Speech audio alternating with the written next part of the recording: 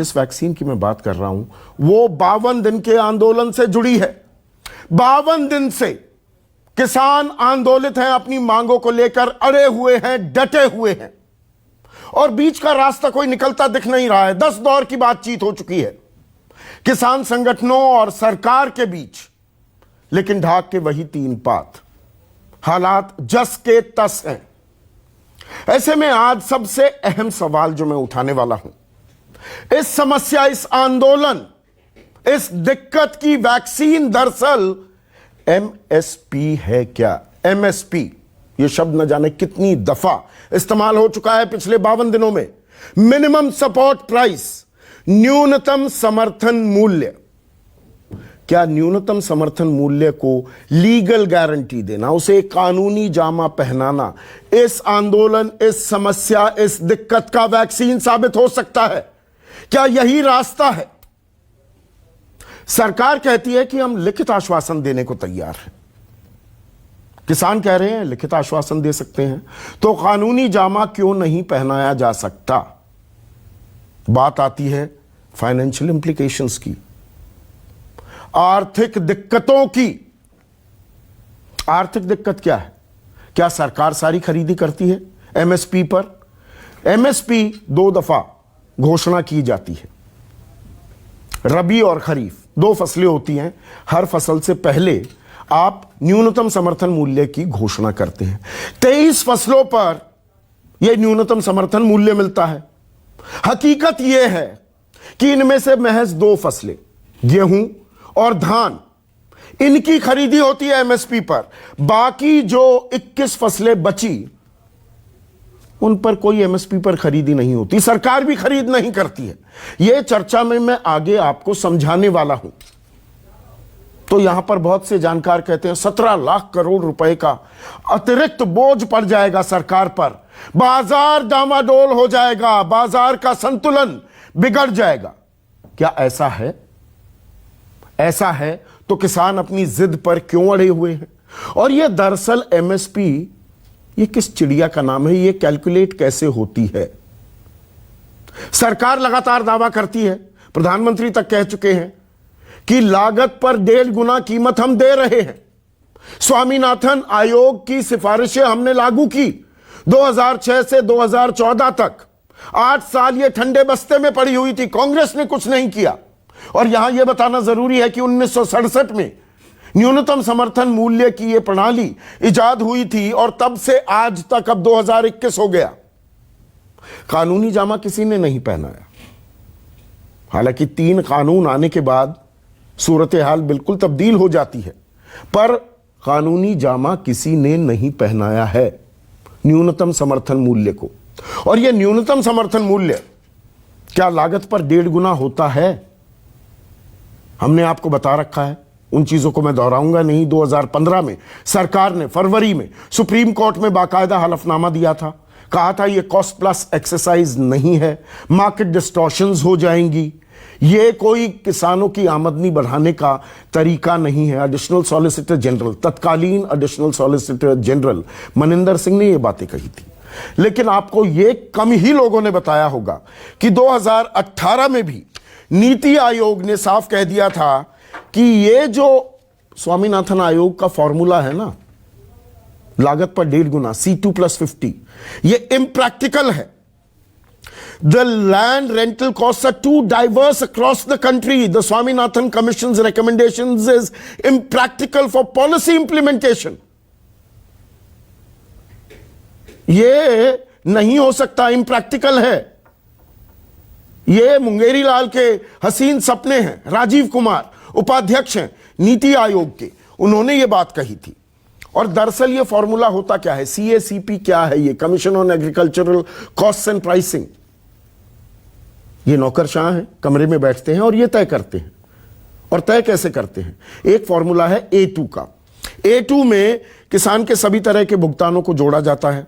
भुगतान का जो खर्च है, खर्च कैश में हो या किसी वस्तु की शक्ल में हो, बीज, खाद, कीटनाशक, मजदूरी, सिंचाई का खर्च जुड़ता है। और जो सरकार दे रही है वो A2+FL है। FL मतलब फार्म लेबर, आपका मेहनताना भी जुड़ जाता है।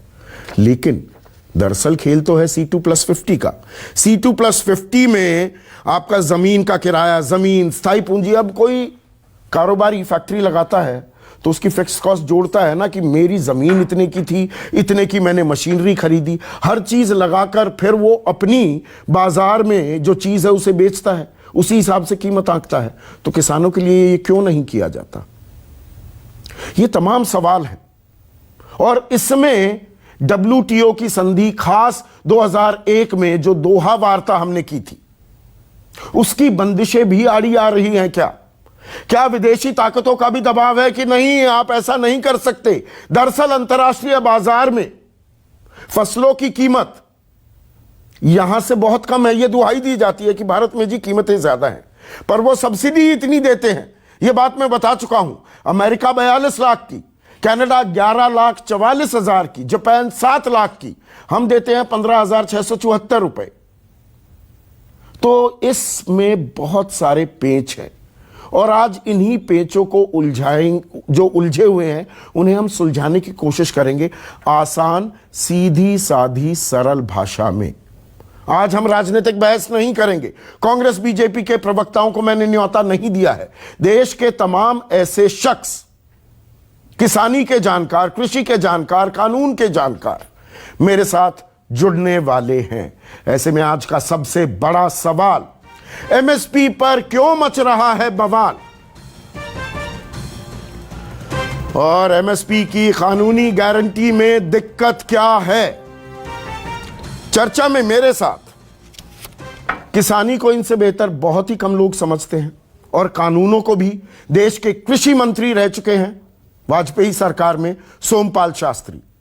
मेरे साथ केसी त्यागी, राष्ट्रीय महासचिव हैं जनता दल यूनाइटेड के, मोदी सरकार के अहम घटक हैं। लेकिन आज हम राजनीतिक सवाल नहीं पूछ रहे हैं, ये भी किसान आंदोलनों से जुड़े हैं, खुद किसान परिवार से आते हैं।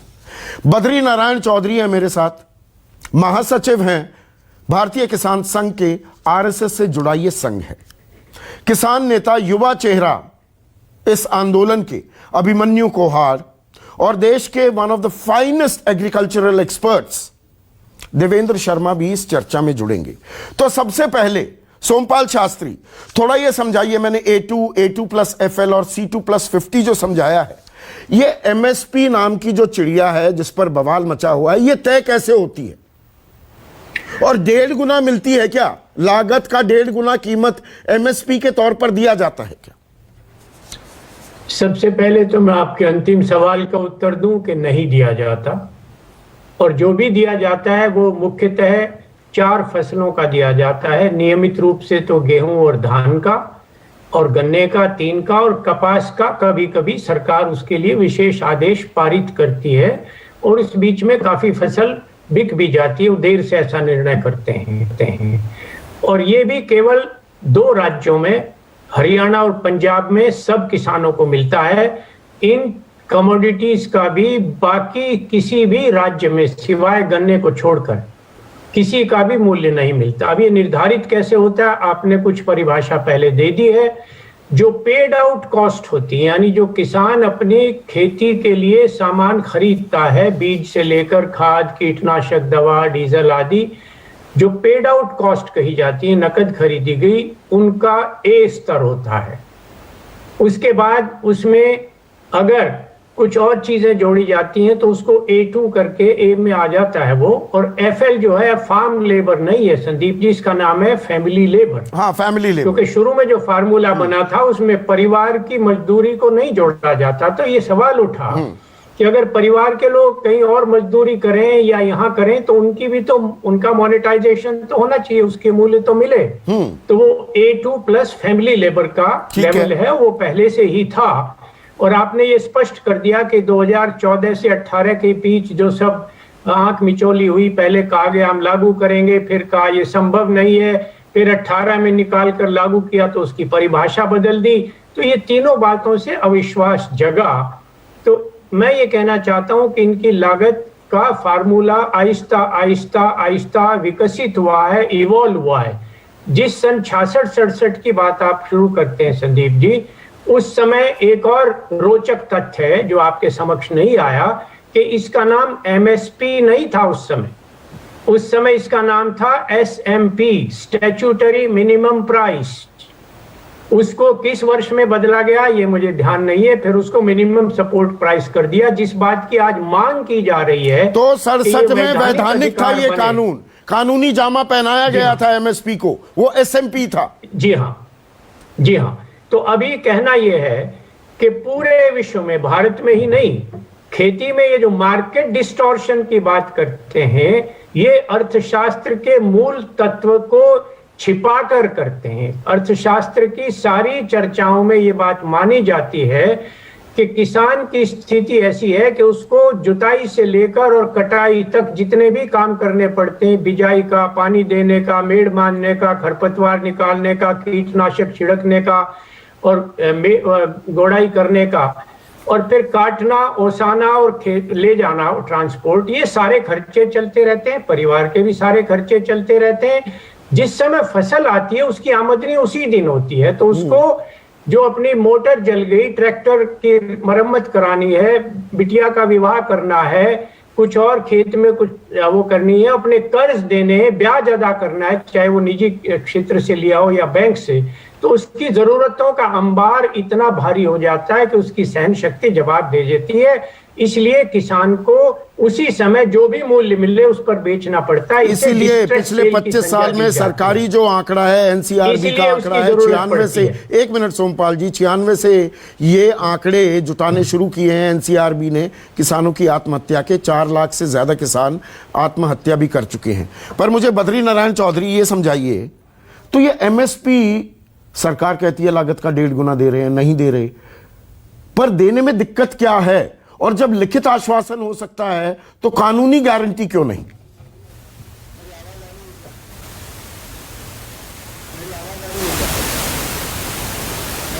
मेरी आवाज शायद नहीं जा रही वहां। नहीं, आ गई आवाज आ गई। अच्छा, देखिए, MSP देने का जहां तक सवाल है, तो ये सारी स्टेट गवर्नमेंट अपने यहाँ पर जो कैलकुलेशन करती है, वो जब CSCP के पास जाती है, CSCP उसके बाद में food and supply, commerce, agriculture, ये सारे मंत्रालय उसमें कटौती करते करते, यानी कोई फॉर्मूला बाद में नहीं रह जाता। वो इनका व्यावहारिक अव्यावहारिक दृष्टिकोण, जिसमें इंटरनेशनल रेट्स वगैरह जो भी इनके है, वो करते करते फाइनेंस डिपार्टमेंट जो फाइनल करता है वो हो जाती है। वहाँ कोई सूत्र काम नहीं करता। इसलिए जब तक इसको संवैधानिक जामा नहीं पहनाया जाएगा, कानूनन नहीं बनाया जाएगा, या CSCP को कोई संवैधानिक अधिकार नहीं दिए जाएंगे, तब तक ये लीपापोती चलती रहेगी। पर ये तो किसी ने नहीं दिए। 67 से आज तक कानूनी अधिकार, अभी SMP की नई जानकारी दी है सोमपाल शास्त्री ने, लेकिन अधिकांश समय, अगर पूरे समय नहीं तो ज्यादातर समय तो MSP को कानूनी दर्जा नहीं मिला है आज तक। नहीं मिला, इसलिए हम मांग कर रहे हैं कि कानूनी दर्जा मिला जाएगा तो फिर जो सिफारिश होगी वो लागू भी होगी। अभी सिफारिशें जो है वो एक रिपोर्ट की तरह हो जाती है, उसको सरकार जितना स्वीकार करती कर लेती है, और जितना काट, अभी पिछले 5 महीने के अंदर और सोलर की रेटें बढ़ गई, लोहे की रेटें बढ़ गई, प्लास्टिक के पाइपों की रेटें बढ़ गई, सब्सिडी कम हो गई खाद के अंदर, दवाइयों की महंगी हो गई, यानी इन सब का अगर जोड़ के देखो तो 40% लागत बढ़ रही है अभी। MSP तो 6 महीने पहले यानी जुलाई में घोषित कर दी इन्होंने आने वाली फसल की। अब वो सारे सोलर के ऑर्डर बंद पड़े हैं। कंपनियां जिनको टेंडर दिए थे वो कोई काम नहीं कर रही है, क्योंकि उनको अधिकार दे दिया कि आप खुद ग्राहक ढूंढो, आप खुद ही रेट फिक्स कर दी और उनको फ्री छोड़ दिया। अब वो जब मार्केट में उनकी लागत नहीं पोसा रही तो क्यों काम करेंगी? इसलिए गई साल भी राजस्थान स्टेट के अंदर एक भी सोलर नहीं लगा, और इस साल भी 25,000 में से अब जाके सबके काम रुके पड़े। अब ऐसे में देवेंद्र शर्मा, बहुत से जानकार और सरकार की तरफ से भी ऐसे संकेत मिलते हैं कि देखिए MSP को हमने कानूनी जामा पहना दिया, मार्केट डिस्टॉर्शन हो जाएगी, 17 लाख करोड़ का हमारे ऊपर दबाव पड़ जाएगा, आर्थिक बोझ पड़ जाएगा। और वो कैलकुलेशन क्या है? Correct me if I am wrong. Calculation ये है कि देश में जितनी भी पैदावार है वो सारी की सारी MSP पर खरीद ली जाए तो वो 17 लाख करोड़ तक की भी फिगर आ सकती है। पर इसमें सबसे अहम सवाल तो ये है, क्या सरकार सारी खरीदी करती है? सरकार तो शांता कुमार कमेटी रिपोर्ट कहती है 6% ही खरीदी हो रही है, उसको 15% करने की कोशिश की जा रही है। सरकार थोड़ा खरीदती है सब कुछ एमएसपी पर। संदीप जी, आपने ठीक कहा कि अगर एमएसपी अनिवार्य कर दी जाए कि 23 फसलों के ऊपर जो भी ट्रेडिंग है वो उसके एमएसपी के नीचे नहीं होगी, तो इसका मतलब ये नहीं है कि सारा जो प्रोड्यूस है वो सरकार को खरीदना पड़ेगा। ये हम स्पष्ट कर दें कि ये जो 17 लाख करोड़ की जो इमेज ये बताई जा रही है या फिगर टॉस की जा रही है, ये बेसिकली एक फेयर साइकोसिस क्रिएट करने की बात है कि जनता ये लगे उसको कि हाँ ये पैसा कहां से आएगा, ये तो पूरा आधा बजट जो है वो एमएसपी में चला जाएगा। ये सब बातें जो उठ रही हैं वो उसी का एक नहीं, अच्छे खासे कानूनी जानकार, आर्थिक जानकार ये बात कह रहे हैं। हाँ, मैं वही कह रहा हूं ना कि वो उसी एक सोच के जो जानकार है वो उसी बात को रिपीट करेंगे, क्योंकि उनको लगता है कि किसान को एमएसपी नहीं मिलनी चाहिए, मार्केट के हवाले उसको छोड़ना चाहिए। ये ब्रॉडली हमारी सोच है जो इतने सालों से आप देखते आ रहे हैं कि ये फोकस या फोर्स किया जा रहा था कि मार्केट रिफॉर्म्स को हम लेके चले एग्रीकल्चर में। लेकिन बात यह है कि अभी देखिए केरला ने एक उदाहरण हमें साफ दिया है कि उन्होंने 16 वेजिटेबल्स के ऊपर एक floor price, minimum floor price set किया है जो कि कॉस्ट ऑफ प्रोडक्शन प्लस 20% है, और उसके लिए उन्होंने 35 करोड़ का प्रावधान किया है, लेकिन अभी तक खर्चा कुछ नहीं है उसमें से। कारण सिर्फ यह है कि वो जो मार्केट प्राइस है अभी उसके ऑलरेडी ऊपर चल रहे हैं, तो सरकार को एंटर करने की जरूरत नहीं पड़ी है। तो मेरा मानना है कि जब हम एमएसपी को एक लीगल इंस्ट्रूमेंट बना देंगे, एक लीगल अधिकार बना देंगे, स्टैट्यूटरी प्राइस बना देंगे, तो सारी प्राइवेट ट्रेड हो या सरकारी ट्रेड हो, गवर्नमेंट की परचेज हो, सबको उसी प्राइस पे खरीदना है। तो ये कहना कि भाई सरकार को सारा खरीदना पड़ेगा, ये गलत है। और जैसा कि केरला ने आपको एग्जांपल दिया है, उदाहरण दिया है देश के सामने, मुझे लगता है कि प्राइसेस उसके ऊपर प्रिवेल करेंगे और सरकार को एंटर नहीं करना पड़ेगा। पर नितिन गडकरी और वो किसानी जानते हैं, वो कहते हैं देखिए यहां पर सरप्लस प्रोडक्शन हो रही है, और आज की तारीख में जो एमएसपी न्यूनतम समर्थन मूल्य सरकार दे भी रही है वो A2+FL है कि C2+50, वो तो विवाद हमने साफ कर दिया, वो तो क्लैरिफाई कर दिया सोमपाल शास्त्री ने। वो कह रहे हैं कि जो एमएसपी दी जा रही है वो बाजार की कीमतों से, मार्केट प्राइसेस से ज्यादा है आज की तारीख में। ये बहुत इंपॉर्टेंट जो इशू है, इसको समझना हमें चाहिए। देखिए, जैसा कि आपने अपने शुरुआत के वक्तव्य में कहा था कि इंटरनेशनली जो प्राइस है, जिसको हम ये मान के चलते हैं कि इस प्राइस से हमें compete करना है, वो एक्चुअली सब्सिडीज कितनी एक्सप्लिसिट और इम्प्लिसिट सब्सिडीज उसमें जाती हैं, उसके कारण या उसके ही उसका आउटकम जो है वो इंटरनेशनल प्राइस है। मैं आपको एक उदाहरण देना चाहता हूं। अमेरिका में इस समय 38% जो गेहूं का दाम है, जिसको इंटरनेशनल प्राइसेस बाद में बन जाता है या जहां भी वो डंप करते हैं उसको डंपिंग प्राइस कहा जाता है। यानी वो उसमें इतनी सब्सिडीज होती हैं कि वो उनकी कॉस्ट ऑफ प्रोडक्शन से वो कम हो जाता है, और हमारे यहां पर हमें वो उसको हम इंटरनेशनल प्राइसेस के लगभग मान लेते हैं। इस तरीके से कॉटन की सब्सिडीज देखें दुनिया भर में। नहीं, आसान भाषा में समझाइए। फर्ज कीजिए 100 रुपए वहां पर एमएसपी है गेहूं का, वो खरीदती हैं बहुराष्ट्रीय कंपनियां 60 रुपए में, 50 रुपए में, वो अंतरराष्ट्रीय बाजार में इस कीमत पर बेचती हैं, और जो किसान को नुकसान होता है 50 रुपए का या 60 रुपए का, वहां सब्सिडी के तौर पर अमेरिकी सरकार किसानों को दे देती है। आप ये कह रहे हैं? आपने बिल्कुल ठीक, अच्छे तरीके में समझाया लोगों को। और मैं इसमें एक और बात ऐड करना चाहता हूं। एक तो हम इंटरनेशनल प्राइस को देखते हैं, उसके अलावा अभी एक OECD की रिपोर्ट आई है कि वो कहती है कि हिंदुस्तान में जो दाम मिलता है वो इंटरनेशनल प्राइस से भी 13% कम है। वहां इतनी सब्सिडी देने के बावजूद $900 बिलियन की सब्सिडी देता है अमेरिका, 42 लाख रुपए की सब्सिडी अपने किसानों को, और उसके बावजूद हम 15,647 रुपए देते हैं सब्सिडी, तो भी 13% कम है हमारे दाम।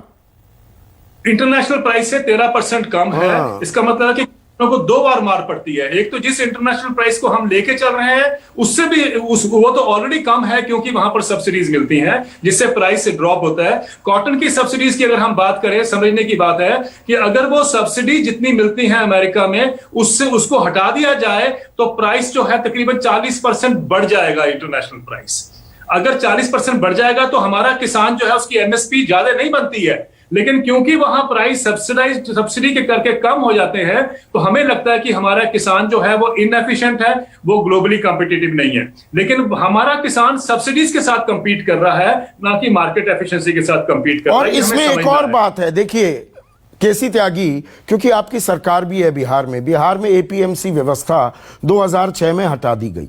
ये बड़ा यहां पर एक नैरेटिव जो बनाने की कोशिश है कि ये पंजाब हरियाणा के किसान ही इतने आंदोलित क्यों हैं।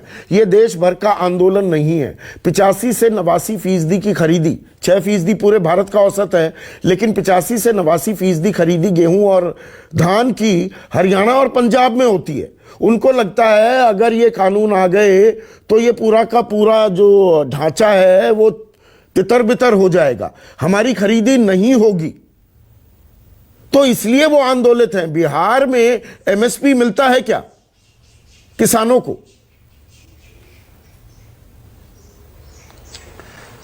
संदीप जी, सोमपाल शास्त्री जी भारत सरकार में कृषि मंत्री रहे हैं।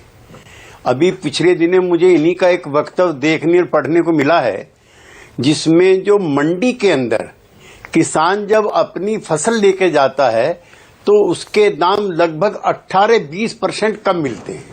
मैं और शास्त्री जी, और शायद आपका भी अनुभव हो, और जो अपने बद्रीनारायण जी हैं, मैं तो खुद मंडी में गया हूं। देखिए, मंडी का जिक्र मत कीजिए।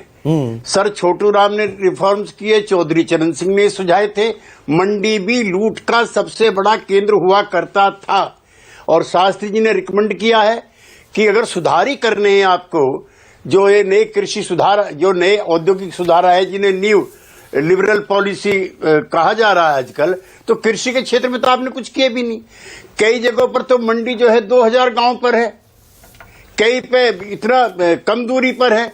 तो जो रिफॉर्म्स हैं, एक तो रूरल सेक्टर में बिल्कुल नहीं हुए। दूसरा, मैं आपके इस चैनल पे और कई विद्वान लोगों के बीच में कहना चाहता हूं कि 47 से लेके आज तक किसान की सिर्फ लूट और लूट हो रही है। 1951 से लेके 1971 तक हम बाहर का गेहूं, चावल, तिलहन, दलहन सब लेते रहे। अब किसानों ने, कृषि वैज्ञानिकों ने मेहनत करके अगर सरप्लस पैदा किया है, जिससे आज तमाम दुनिया की अर्थव्यवस्था जब फेल हो गई तब भी आपकी चल रही है, तो भी आप कह रहे हैं कि सरप्लस क्यों पैदा कर रहे हैं। इसमें जो सबसे बड़ा कारण है, देवेंद्र जी और सोमपाल जी शायद मुझसे एग्री करें, मैं कमीशन की रिपोर्ट ले रहा हूं, मेरे सामने रखी है कि कमीशन कैसे दाम तय करता है। तो भी कॉस्ट ऑफ प्रोडक्शन कैसे तय हो संदीप जी, इसका क्या पैमाना है? तो इसमें कॉस्ट ऑफ प्रोडक्शन के साथ साथ 11 चीजें हो रही, मैं बहुत संक्षेप में पढ़ूंगा, बहुत कम समय लूंगा। Cost of production, change in input prices, input output price policy,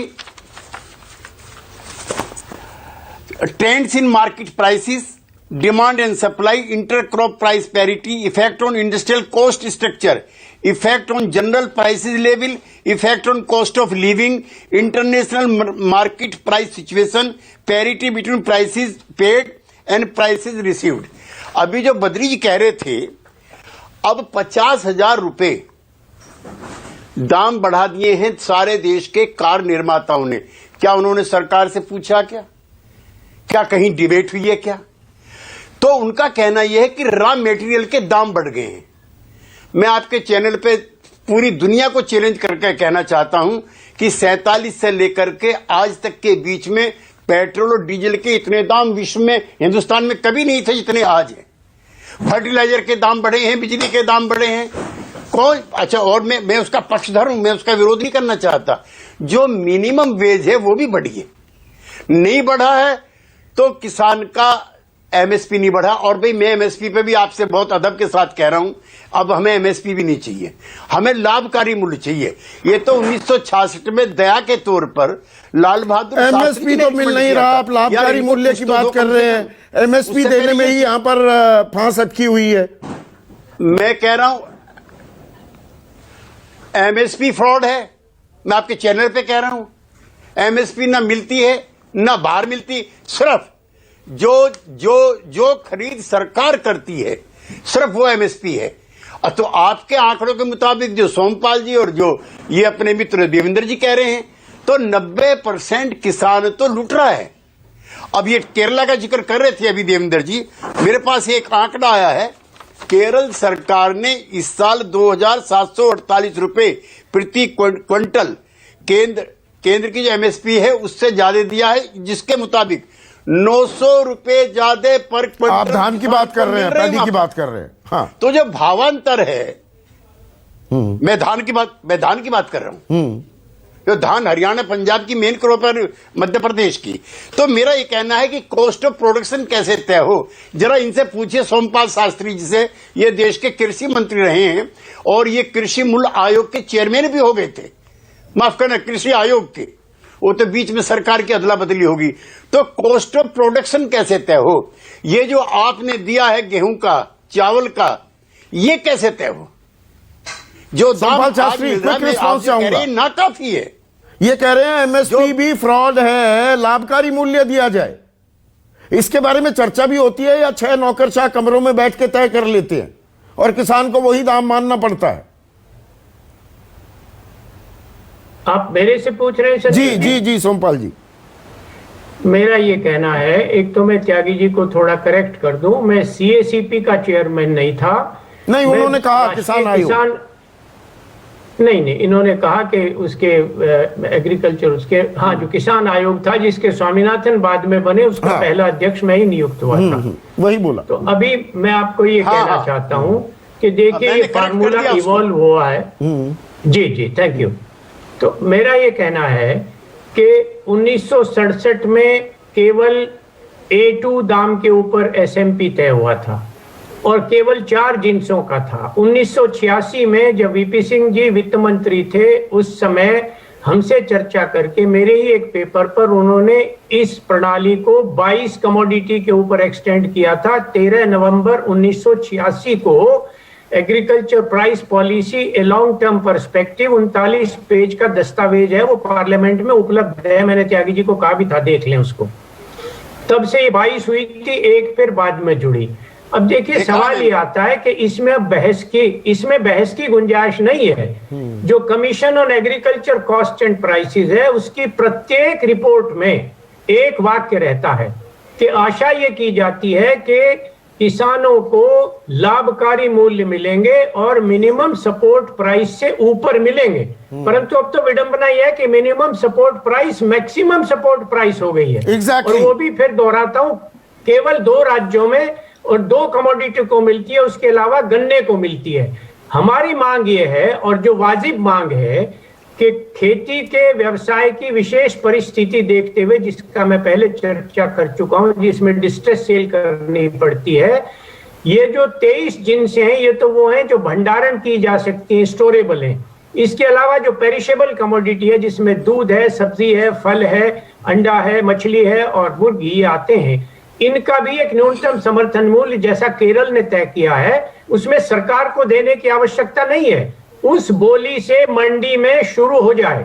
और मंडियों की आवश्यकता इन्होंने, डॉक्टर शर्मा बताएंगे आपको, ये इन्होंने, देवेंद्र शर्मा जी ने हिसाब लगाया था, हमने भी लगाया कि देश में मांग, जरूरत तो है 42,000 से 46,000 मंडियों की, और हैं कुल 6-7 हजार मंडियां।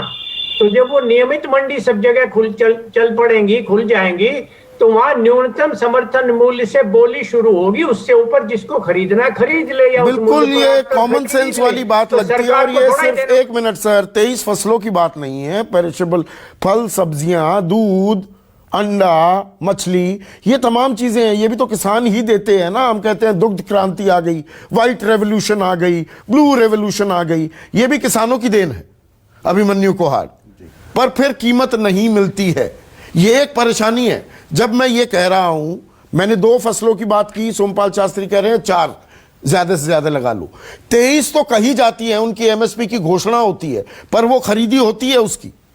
देखिए संदीप जी, मैं 2-3 बातें बताना चाहता हूं। आपका जो सवाल है, सबसे पहले कि क्लैरिफिकेशन करना जरूरी है कि जो सरकार एमएसपी पे आज के दिन बोल रही है, वो देश को गुमराह कर रही है। सरकार ये कह रही है कि जो अब तक एमएसपी पे खरीद होती आई है, उसको वो लिखित में देने को तैयार है कि ये आगे भी जारी रहेगी। हमारी ये मांग नहीं है। हमारी मांग ये है कि जिन 23 फसलों का एमएसपी सीएसीपी तय करता है, उनको एमएसपी पर खरीदे जाने की गारंटी का कानून बनाया जाए।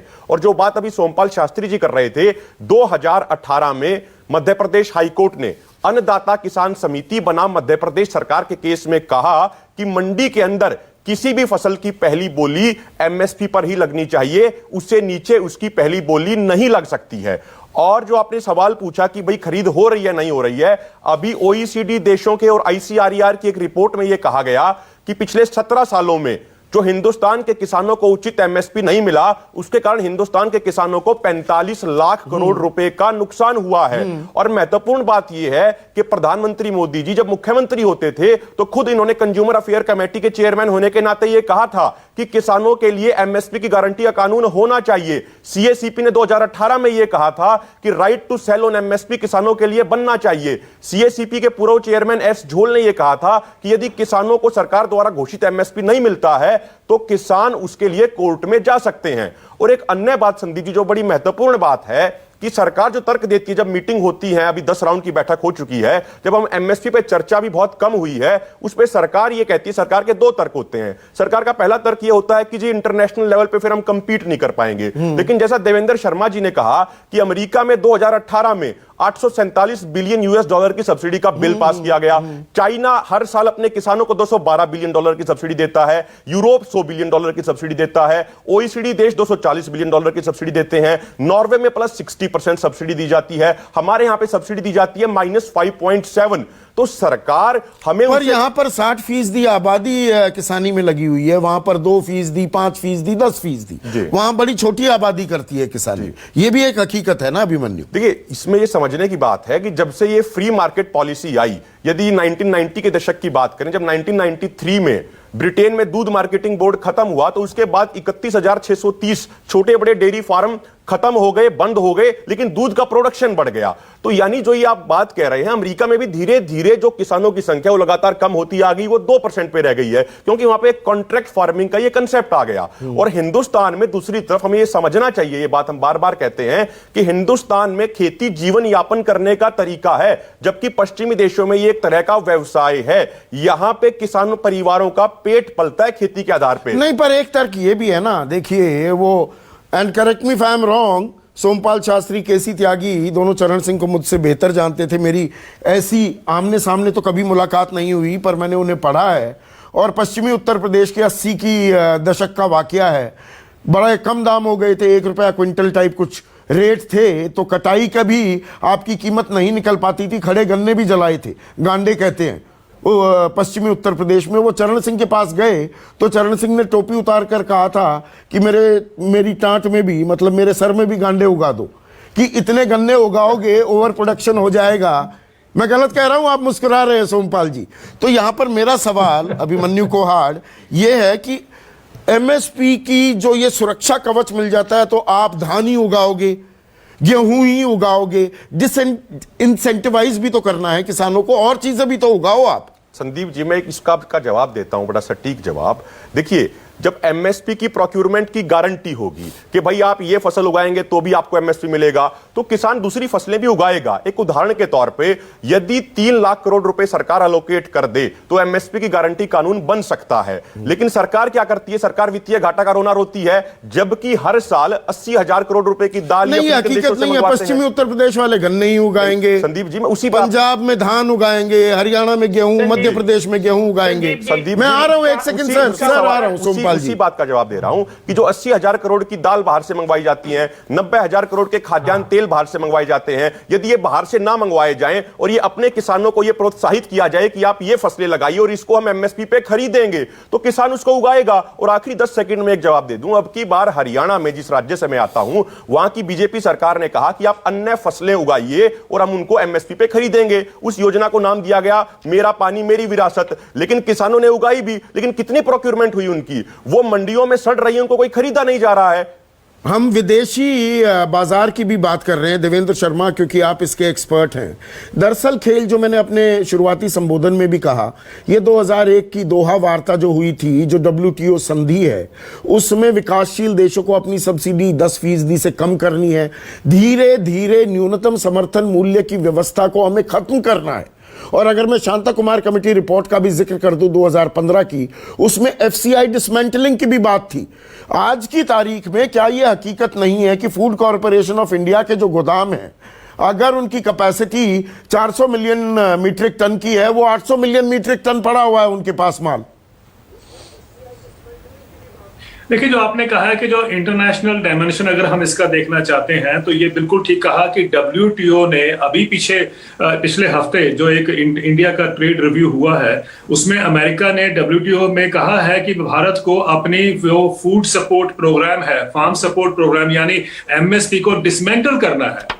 उनका ये कहना है कि हम ऑलरेडी 10% की बजाय हम 60, 70, 80% दे रहे हैं, बल्कि अगले साल तो ये एक्सपेक्टेड है कि दालों का जो हम सब्सिडी देते हैं वो भी MSP के माध्यम से वो भी बढ़ जाएगा, वो जो प्रोविजन है उसको क्रॉस कर और जो 80,000 करोड़ की दालें आयात करते हैं हर साल, वो दे दो किसानों को दाम। लेकिन जो MSP की मैं बात कर रहा हूं तो उस ये हमारे पे दबाव है, ये हम ना भूलें। और यही कंट्रीज जो हैं, अमेरिका, यूरोप जो हैं और कनाडा, तीनों को देख लें तो ये 90% जो ट्रेड डिस्टॉर्टिंग सब्सिडीज हैं इसमें, जिसको कहते हैं हम यही फार्म सपोर्ट की बात कर रहे हैं, वो तीनों कंट्री देते हैं। तकरीबन $160 बिलियन की ये सब्सिडी देते हैं फार्म सपोर्ट के लिए। जैसा कि अभी देखिए यूरोप जो है, यूरोप जो दूध को सब्सिडी देता है वो 65% होती है, या प्राइस देता है वो 65% ज्यादा है compare to the milk price. तो ये समझना हमें है कि वो जो मिल्क प्राइस सस्ता हो जाता है फिर उसकी डंपिंग होती है दूसरे देशों में, विकासशील देशों में, और फिर वो मार्केट ढूंढ रहे हैं भारत में, और अमेरिका भी ढूंढ रहा है भारत में, क्योंकि हमारे पे दबाव है अंडर US FTA और यूरोपियन यूनियन के साथ जो FTA हो रहा है कि अपनी दूध की मार्केट खोलिए, हम तो आपको जो सस्ता दूध FCI दें। के गोदामों में सरकारी खरीद के जरिए दुगने भंडारण पड़े हुए हैं, ऐसे में ये FCI डिसमेंटल हो जाएगा, ये जो शंकाएं जाहिर की जाती हैं, इनमें कितना दम है? देखिए, इसमें ये शंकाएं नहीं है, ये तो FCI की जो रिपोर्ट है वही ये कह रही है कि भाई हमें इसको जाके कमर्शियल ऑर्गेनाइजेशन बनाना है, एक्सपोर्ट के ऊपर फोकस करना है। तो वो तो पहले ही उससे सब्सिस्टेंस से या जो लोगों को डिस्ट्रीब्यूट करने की रिस्पॉन्सिबिलिटी से हटना चाहते हैं, वो तो एक बात होगी। लेकिन दूसरी बात हम ये ना भूलें, जैसा कि आपने कहा है कि भाई कहां हम जा रहे हैं, अब इसमें इंटरनेशनली क्या हो रहा है कि इस समय प्राइसेस अभी तक जो है वो लो चल रहे थे, अब प्राइसेस इंटरनेशनल कमोडिटी ट्रेडिंग देखें अगर आप तो बढ़ रहे हैं। और ये जो इंडस्ट्री का फोकस है वो ये है कि हम इसको एनकैश करें, जो हमारे पास सरप्लस पड़ा है इसको एनकैश करना चाहते हैं। अभी देखिए, वियतनाम ने पहली बार हमसे चावल भी इंपोर्ट किया है, क्योंकि उनके अपने डोमेस्टिक प्राइसेस बड़े हाई हैं, उन्होंने हमसे भी इंपोर्ट किया है। तो कहने का मतलब अब इनको ये लग रहा है, इसीलिए आप देखें कि ये टाइमिंग जो है इस सारे रिफॉर्म्स की, उसके साथ इंटरनेशनल जो कमोडिटी ट्रेडिंग हो रही है उसको आप लिंक करेंगे तो आज वो जिसको कहते हैं ना इंग्लिश में कि the commodities are looking for a bear market, तो वो उस तरफ बढ़ रहे हैं। तो हमारी भी यहाँ पर एक कोशिश है इंडस्ट्री की। ठीक है केसी त्यागी साहब, लेकिन इसमें क्या एक और चीज जो आप किसानों से बात करो तो वो कहते हैं कि नहीं, सरकार हटना चाहती है। सुधांशु त्रिवेदी राज्यसभा सांसद हैं, बीजेपी के राष्ट्रीय प्रवक्ता हैं, वो कह रहे थे कि राजा बने व्यापारी, प्रजा बनेगी भिखारी, की राजा व्यापारी थोड़ा बनेगा। तो सरकार, केंद्र सरकार की मैं बात कर रहा हूं, खरीदी से पीछे भी हटती दिखाई दे रही है क्या? इसीलिए MSP को कानूनी जामा नहीं पहनाया जाता और जी राज्य सरकारें खरीद लेंगी, तो ये संघीय ढांचे की एक समस्या भी बना दी जाए, क्या ये भी हो रहा है? मैं आ रहा हूं सोमपाल जी, एक मिनट पहले केसी त्यागी। देखिए, उस पे मैं बाद में आऊंगा। पहले मैं पब्लिक डिस्ट्रीब्यूशन सिस्टम को लेकर कुछ कहना चाहता हूं। UN की एक संस्था है FAO, शास्त्री जी भी गए होंगे वहां पे जरूर, मंत्री होने के नाते मुझे भी जाने का सौभाग्य मिला है। उसके जो चेयरमैन हैं या बड़े अधिकारी हैं, उनको अभी प्राइज मिला है, नोबेल प्राइज। उनकी अपनी रिपोर्ट में पढ़ रहा था, उनके मुताबिक 2021 में ऊंचे पैमाने पर संकट कृषि में आने वाला है। भूख की आशंका उन्होंने बताई है। सहारा डेजर्ट के साथ साथ south Asia including India, Bharat में भी अन्न संकट पैदा होकर के मौतें भूख से हो सकती हैं। Number 1। Number 2, public distribution system के तहत मैं बहुत विनम्रता से शास्त्री जी कह रहा हूं, 70-75 करोड़ लोगों को 6 महीने राशन दिया गया है। पब्लिक डिस्ट्रीब्यूशन सिस्टम के तहत अब से नहीं, 2013 से ही, कांग्रेस पार्टी के शासनकाल के दौरान से ही दाल चावल और गेहूं ये सब्सिडाइज दिया जा रहा है लगभग 2/3 आबादी को। अगर 10% का आपने मान लिया WTO का असर, तो देश में भुखमरी फैल जाएगी। जो बड़े बड़े धन्ना सेठ हैं, जो पब्लिक डिस्ट्रीब्यूशन सिस्टम को बर्बाद करेंगे, उनके गोदामों में, मुझको 60 के भी दशक याद है, शास्त्री जी आप तो मेरे से सीनियर हैं, किस तरह से फसल जब बिकती थी कितनी सस्ती थी, 2 महीने बाद बाजार में कितनी महंगी होती थी, वो जमाना भी मुझको थोड़ा थोड़ा याद, आप मेरे से बड़े हैं। मैं कहना चाहता हूं इस देश में अनारकी फैल जाएगी अगर शांता कुमार की कमेटी की रिपोर्ट लागू होगी, क्योंकि 10% से कम आप करोगे। ये तो ये भी कह रहे हैं कि दाम जो है 10% से ज्यादा न बढ़े, डब्ल्यूटीओ की सिफारिश है, डब्ल्यूटीओ के आप मेंबर हैं, 10% से ज्यादा की पीडीएस की खरीदनी होनी चाहिए, आप डब्ल्यूटीओ के मेंबर हैं। तो भारत की जो और मैं उस पर भी और कहना चाहता हूं, ब्राजील और मोजाम्बिक में भारत सरकार ने अपनी धान बिकवाई है अपने घरेलू उसके लिए, कंजम्पशन के लिए। कहीं दुनिया में ऐसा होता है? जो पूरी दुनिया में चावल, गेहूं, दाल, तिलहन, अब तो शर्मा जी बता देंगे, सारी चीज हम बाहर भेज रहे हैं, कोई चीज बची नहीं है। और मैं एक कमेटी का जिसका मैं मेंबर और चेयरमैन रहा हूं, हम दुनिया के नंबर 1 के गेहूं, चावल और दूध और गन्ना, शक्कर, इनके उत्पादक हो गए और बाहर भेजने वाले हो गए। इस जब अमेरिका और यूरोपियन यूनियन की संस्थाएं भी फेल हो गई हैं, अकेला मुल्क है दुनिया का जिसकी इकोनॉमी 3-4% बढ़ी हुई मिली है। और उसी में मैं एक चीज और जोड़ दूं, हाँ 10 सेकंड भाई, गन्ने का तो आज तक भी बकाया पिछले साल मैं इसी बात पर आ रहा था। सोमपाल शास्त्री स्क्रीन पर आपने गन्ने की बात की कि गेहूं और धान के साथ गन्ना और तिल इनकी खरीदी होती है एमएसपी पर। वेस्टर्न यूपी में एसएपी, पूरे उत्तर प्रदेश में एसएपी का एक सिस्टम है, 2470 करोड़ तो पिछले साल के सर बकाया है। ब्याज की बात तो मैं कर ही नहीं रहा, पर्ची जो सिस्टम है वो मार्च, अप्रैल, मई तक की 2 जून तक गन्ने की मिल में पहुंचाने की व्यवस्था थी। और इस साल जो 5 नवंबर से गन्ने की खरीदी हुई मिलों में पर्ची पर 000 लिखा हुआ है और 5 जनवरी तक का आंकड़ा बताऊं, 11,660 करोड़ की खरीदी हुई गन्ने की और 2,427 करोड़ के पैसे दिए गए।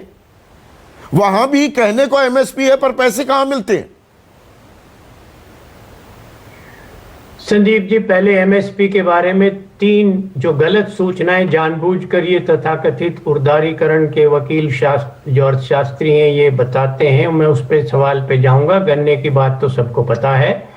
एक तो ये कि अंतर्राष्ट्रीय बाजार में जो मूल्य कम बताए जाते हैं उसका कारण तो तीनों मित्रों ने बता दिया, शर्मा जी ने भी बता दिया, कुहाड़ साहब ने भी और मैंने भी। दूसरी बात ये कहते हैं कि गोदाम भरे, गोदाम इसलिए भरे हैं कि आप मिनिमम सपोर्ट प्राइस केवल गन्ने और गेहूं की देते हैं। दाल और खाद्यान्न तेल बड़ी मात्रा में आयात किए जाते हैं, उनका अगर न्यूनतम समर्थन मूल्य सुनिश्चित कर दिया जाए तो भंडार में से गेहूं और धान कम होकर और जो देश की आवश्यकता है खाद्य तेल की और दाल की, वो उसमें भी हम आत्मनिर्भर हो जाएंगे, बल्कि उसका निर्यात करने लगेंगे। तीसरी बात महत्वपूर्ण, जो 17 लाख करोड़ का आंकड़ा दिया जाता है उसको निराकरण होना बहुत जरूरी है। 17 लाख करोड़ टोटल वैल्यू होगी जिंसों की, तो सरकार उसको खरीदेगी और कंपनियों को ये कह सकती है कि अगर आपको मंडी के दिन खरीदना है तो उसी पर खरीदिए या ज्यादा पर खरीदिए, महीने बाद लेंगे तो 2% जोड़कर खरीदिए, 3 महीने बाद लेंगे तो 3% जोड़िए, 4 के बाद 4 जोड़िए। तो उसकी एक ग्रेडेड प्राइस टाइम के हिसाब से करते हैं। वो डिस्पोजेबल आइटम है, वो एसेंशियल कमोडिटी है, वो समुद्र में थोड़ा ही फेंकनी है। उस 17 लाख करोड़ का सरकार 17 ही नहीं बल्कि 20 लाख करोड़ वसूल कर सकती है, क्योंकि दाल मिल वाला, आटा मिल वाला, दलिया वाला, दूसरी चीज बनाने वाले वो मिल थोड़ा ही बंद करेंगे, वो सरकारी उससे खरीदेंगे उसके बाद। तो उसकी एक ग्रेडेड प्राइस आप तय कर दीजिए, सबके समाधान है। परंतु कोई सुनना चाहे तब ना आधा घंटे हमको बैठा दिए, हम लिख कर दे देंगे कि इस तरह से आपकी रिकवरी होगी। तो सुनवाई होनी चाहिए, इसीलिए हम ये चर्चा कर रहे हैं। बद्री नारायण बाबू, एक और बात है, और ये जो मैं डब्ल्यूटीओ की बात कर रहा हूं ना भाई, एमएसपी पर रोक लगाने या उसे हटाने की बात है, आप उसका नाम बदल दो दूसरे तरीके से, जैसे अमेरिका देता है, कनाडा देता है, जापान देता है, चाइना देता है, अपने किसानों को समर्थन आप दीजिए ना। इस सरकार ने तो 2014 में जो राज्य सरकारें बोनसेस देती थी उस पर भी रोक लगा दी। आप दूसरे तरीके से भी तो एमएसपी गारंटी कर सकते हैं, डब्ल्यूटीओ की प्रतिबद्धताएं भी पूरी हो जाएंगी, किसानों की समस्याओं का भी निजात निकल जाएगा। या मैं बचकाना बात कर रहा हूं? हाँ, आउट बॉक्स के बजाय और इनर बॉक्स में दी जा सकती हैं, लेकिन संकट ये है कि हमारा जो ऑफिसर क्लास है, ब्यूरोक्रेट्स हैं, उन्होंने आज तक इस विभाग के अंदर डाटा संकलन का काम नहीं किया। और को प्राणियों डाटाबेस तैयार किया होता, कहाँ कौन से एग्रोक्लाइमेटिक जोन के अंदर क्या चीज खाई जाती है, वहाँ वही पैदा की जाए। आज पंजाब अगर 10% भी धान काम नहीं लेता और 90% बाहर भेजता है और पानी का अधिकतम चीजें हो रही है, तो ये सरकार को मार्गदर्शन करने के लिए, पॉलिसी तय करने के लिए आवश्यक है कि पर्याप्त आंकड़े हों और वो गाइड करे हमारे किसानों को, ताकि वो जहाँ कौन सी फसल पैदा की जाए उसको प्रोत्साहन देने के लिए एमएसपी का, भाव का कुछ तो उनको आकर्षण भी दिया जाए। और उसके बाद में जो बहुत सारी मोनोपोली आइटम्स हैं, ये सब गोल है, हम अकेले कर रहे हैं। R&D है, 2-3 देशों में थोड़ा सा होता है, और ये ऐसे आइटम है जिनकी मुंह मांगी दाम बाजार से ले सकते हैं, लेकिन ये जो एडवांस सौदे होते हैं, ये पहले 1 साल पहले, 6 महीने पहले माल बेचे जाते हैं, उसके बाद माल को उस भाव से ज्यादा में कैसे खरीदेंगे। इसलिए हमको बाजार के अंदर वो कम्पिटिटिव रेट्स नहीं मिल पाते इंटरनेशनल मार्केट के अंदर। तो ये सरकार की जिम्मेदारी हो जाती है ना देवेंद्र शर्मा, 40 सेकंड में जवाब चाहूंगा। ये सरकार की जिम्मेदारी होती है ना, इस मामले के लिए जमीन तैयार की जाए, वाजिब कीमत भी मिले, डाइवर्सिफिकेशन भी हो क्रॉप्स का, उसका फायदा मिलेगा किसानों को। देखिए, जैसा कि पहले हमारे साथी भी कह चुके हैं, अगर हम एक होलिस्टिक पॉलिसी लेके चले एग्रीकल्चर के लिए कि हमें अपने किसान को कैसे मदद करना है, ये हमारी प्रायोरिटी होनी चाहिए। किसान हमारा आज मांग रहा है कि हमें एक अश्योर्ड प्राइस दीजिए और अश्योर्ड इनकम दीजिए, assured income by way of an assured price और डायरेक्ट इनकम सपोर्ट, ये सब मिलाकर एक अश्योर्ड इनकम मांग रहा है। मेरा मानना ये है संदीप जी कि जो हमारे देश का किसान आज जो प्रोटेस्ट कर रहा है, उसके ग्लोबल इंप्लीकेशंस हैं। आज दुनिया हमारे किसानों की तरफ देख रही है, क्योंकि जो हमारे देश के किसानों ने आज जो आवाज उठाई है, वो हमारे इकोनॉमिस्ट या पॉलिसी मेकर्स इतने दशकों से, या इंटरनेशनली भी जो नेगोशिएटर्स हैं ट्रेड के, या जो इकोनॉमिक जो थिंकिंग जहां से आती है, वहां पर भी वो फेल कर गया है किसानों के साथ खड़े होने के लिए। नहीं, आपका मैं आर्टिकल पढ़ रहा था, आपने कॉफी की बात की। कोका ग्रोवर्स जो किसान हैं, उनको $1.25 मेहनताना मिलता है। कॉफी वो उगाते हैं और पता नहीं कितने बड़े बड़े दामों में उसे बेच दिया जाता है, उसके पल्ले आते हैं ₹100, ₹125 दिहाड़ी दिन की। देखिए, ये इसलिए महत्वपूर्ण जो आपने डाटा बताया है, और एक अगर कॉफी का भी देख लें और चॉकलेट का भी देख लें, दोनों के किसान जो हैं आज दुनिया में सफर कर रहे हैं, और सबसे ज्यादा कमोडिटी ट्रेडिंग इन दोनों फसलों की होती है, दोनों प्रोडक्ट्स के लिए होती है। अब देखिए, बड़ा इंटरेस्टिंग जो आपने कहा है कि वो किसान सफर कर रहा है कोकोआ का, अब जो और कॉफी का जो ट्रेड है वो $210 बिलियन का है, उसका मात्र 1% भी किसानों के पास नहीं जा रहा है। इस तरीके से कॉफी का भी देख लें तो $102 बिलियन लागत जो है और किसान की मेहनत है, उसकी वाजिब कीमत मिलनी चाहिए। लेकिन क्या अगर लिखित आश्वासन दिया जा रहा है, उसमें दिक्कत कहां पर आती है?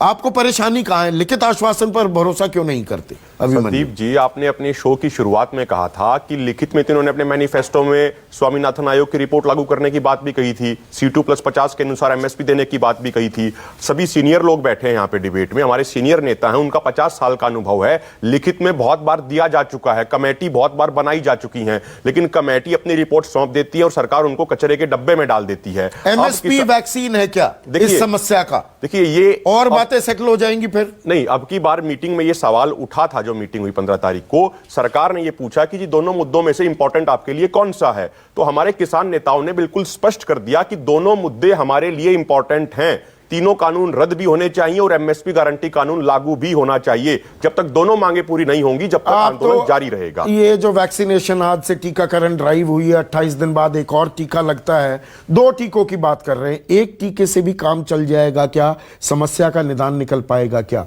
इसीलिए आज न्यूनतम समर्थन मूल्य के बारे में तमाम जो भ्रांतियां हैं, दावे हैं, शंकाएं हैं, उन्हें हमने दूर करने की कोशिश की। आज के लिए बस इतना ही। नमस्कार। सबसे बड़ा सवाल, presented by Patanjali biscuit, associate sponsor Servokon geyser, रखे सब कंट्रोल में, policybazaar.com,